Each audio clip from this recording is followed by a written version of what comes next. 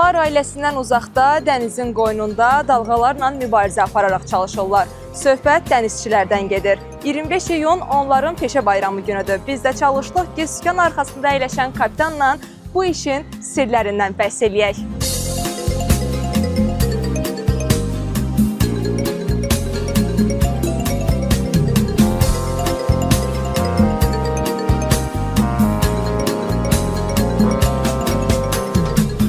Gəmilər limanlara yük daşıyır, dənizlər ölkələr arasında körpü yaradır. Amma sükan arxasında bu prosesi görünməz qəhrəmanlara, dənizçilərə borcluyuq. Məzahir Niftiyev illərini bu sahəyə həsr edən təcrübəli kapitanlardan biridir. Onunla danışarkən dənizin təkcə coğrafi yox, həm də mənəvi ölçüləri ortaya çıxır. Yük daşımalarının bildiyiniz kimi 90% dənizlə həyata keçirilir, dənizlərlə, okeanlarla həyata keçirilir. Yəni, iqtisadiyyatın şaxələnməsində Azərbaycan üçün önəmini nəzərə tutduqda isə gəmiçilik sektoru bizim iqtisadiyyatımızın ana xəttlərindən biridir. Kapitan olmaq üçün təkcə sükan tutmaq yetmir. Fədakarlıq, məsuliyyət və ən əsası dənizə sevgi lazımdır. Bu sahəyə lap uşaqlıqdan mən marağım yaranıb. Yəni, uşaq vaxtı filmləri izləyirdim, dənizçilərə ayrılan filmləri izləyirdim. Sonra coğrafiya fəndlərində dünya məsələn, Magellan haqqında, Ümid Burnu haqqında, okeanlar haqqında oxuyanda həmişə görmək, orada getmək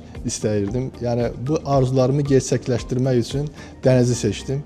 Şükür Allaha da ki, dediyim yerlərinin də 5 qatını çoxunu gördü. Yəni, belə bütün okeanlarda oldum. Yer kürəsinin dəfələrlə su ilə dövr etdim. Gəmi idarə etmək elə bir məsuliyyət ki, təkcə özünü yox, gəmini, komandanı düşünürsən. Hər zaman gəmini bir nöqtədən başqa bir nöqtəyə qısa və təhlükəsiz yolla aparılmasını düşünürsən. Fırtınalarda necə qalib gəlməkdir, gəmini necə qorumalı. Kapitanın dediyinə görə dənizdə ən önəmli şey doğru qərarlar verməkdir. Bəzən bu qərarlar həyati əhəmiyyət daşıyır. Bir dəfə Yaponiyadan bir çıxmışdıq, dənizə gedirdik, böyük bir fırtınaya rast gəldik. Yəni, birisi orada fırtınanın istiqaməti olur. Fırtınanın istiqamətini təyin etdik və gözlədik ki, fırtına keçsin, biz davam edək yolumuzu. Yaponiyadan Amerikaya gedəcəkdik. Amma dayandığımız yerdə başqa bir dənə də fırtına bizim üzərimizə, yəni trayektoriyasının bizim üzərimizə gəlməyə başladı.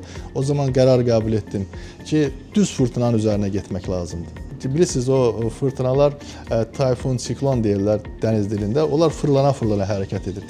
Tam onun epicentrini mərkəzinə biz girdik. Bir çıxırsan, bir də gelirsən mərkəzinə.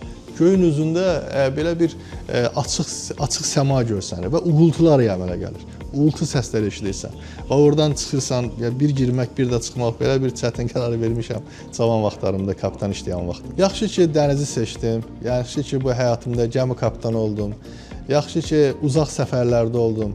Gənclərə də tövsiyəm odur ki, dənizi sevin.